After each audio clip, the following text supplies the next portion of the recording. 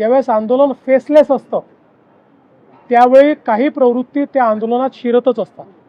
ज्या प्रकारची अवस्था त्या ठिकाणी होती, जर पोलिसांनी कंट्रोल घेतला नसता तर अनेक अनावश्यक अशा गोष्टी त्या ठिकाणी घडल्या असत्या. हौशे नवशे गवशे देखील आपापला अजेंडा पूर्ण करण्याचा प्रयत्न करतायत. लोकशाहीमध्ये आंदोलन करण्याचा अधिकार सर्वांना आहे. केवळ लोकशाहीमध्ये आंदोलन करतानाही संविधानाने दिलेले हक्क आणि त्यासोबत संविधानाने टाकलेली जबाबदारी या दोन्ही गोष्टी लक्षात घेतल्या पाहिजे.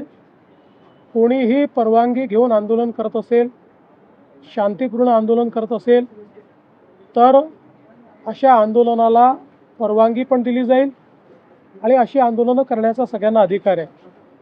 जाणीवपूर्वक राजकीय अशांतता तयार करण्याकरता बिना परवानगी आंदोलनं करणे, हिंसा करणे हे मात्र कुठल्याही परिस्थितीमध्ये योग्य नाही. त्याच्यावर आवश्यक ती कारवाई केली जाईल.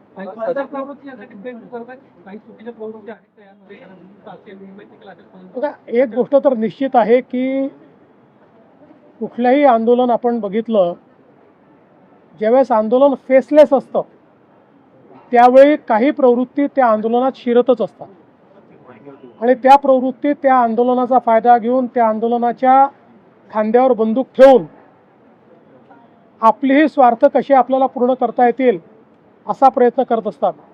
तर दिल्लीमध्ये जे आंदोलन झालं, अनेक राजकीय पक्ष त्यामध्ये आपली पोळी कशी भाजता येईल हा प्रयत्न करतायत.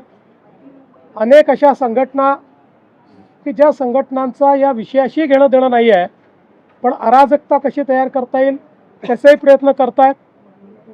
ज्यावेळी फेसलेस आंदोलन असतं त्यावेळी आपण दिल्लीमध्ये देखील बघितलं की कशा प्रकारे नेतृत्वहीन अशा प्रकारचं एक त्या ठिकाणी व्यवस्था आपल्याला पाहायला मिळाली. पोलिसांच्या गाड्या फोडणं असेल, गाड्या उलटवणं असेल, पोलिसांवर दगडफेक असेल, अशा अनेक गोष्टी घडल्या. त्या एक गोष्ट मी आपल्याला सांगतो की कुठल्याही सरकारला आपल्या नागरिकांवर लाठीचार्ज करणं हे कधीच आवडत नाही. पण काल आपण बघितलं असेल ज्या प्रकारची अवस्था त्या ठिकाणी होती, जर पोलिसांनी कंट्रोल घेतला नसता तर अनेक अनावश्यक अशा गोष्टी त्या ठिकाणी घडल्या असत्या. पोलिसांनी मोठा संयम देखील दाखवलेला आहे आणि अर्थातच अशा प्रकारचं आंदोलन हे त्या ठिकाणी योग्य पद्धतीने व्हावं यापुरतं जेवढं त्याच्यावर कारवाई केली पाहिजे तेवढी कारवाई ही पोलिसांनी केली आहे. मला असं वाटतं की याच्या खोलात जर आपण गेलं तर मी काही सगळ्या आंदोलकांवर त्या ठिकाणी कुठलाही आरोप करू इच्छित नाही. काही लोक चांगल्या भावनेने देखील करत असतील, पण हे निश्चित आहे की त्याच्यात असे लोकही घुसलेले आहेत की ज्यांना आपला स्वार्थ साधायचा आहे, ज्यांना या नीटशी काही घेणं देणं नाही आहे, ज्यांना केवळ अराजकता तयार करायची. वक्तव्य आलंय, त्यांनी म्हटलंय की जंतर मंतरवर आंदोलन करणारे हे अतिरेकी आहे. सदाभाऊ काय बोलले हे मला माहिती नाही.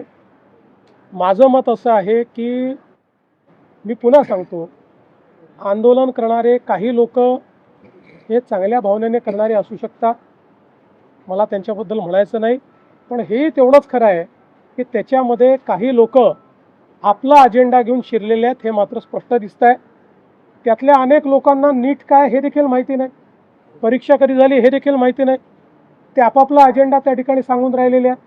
याचा अर्थ काय? याचा अर्थ असा आहे की सगळे काही एका दिशेने चालणारे एका विचाराकरता तिथे आलेले नाही आहेत. हौशे नवशे गवशे देखील आपापला अजेंडा पूर्ण करण्याचा प्रयत्न करतायत आणि काही राजकीय पक्ष ज्यांना त्या त्या राज्यांमध्ये रिजेक्ट केलेलं आहे असे पक्ष यातून आपल्याला पुन्हा काहीतरी मिळवता येईल का असाही प्रयत्न करतायत.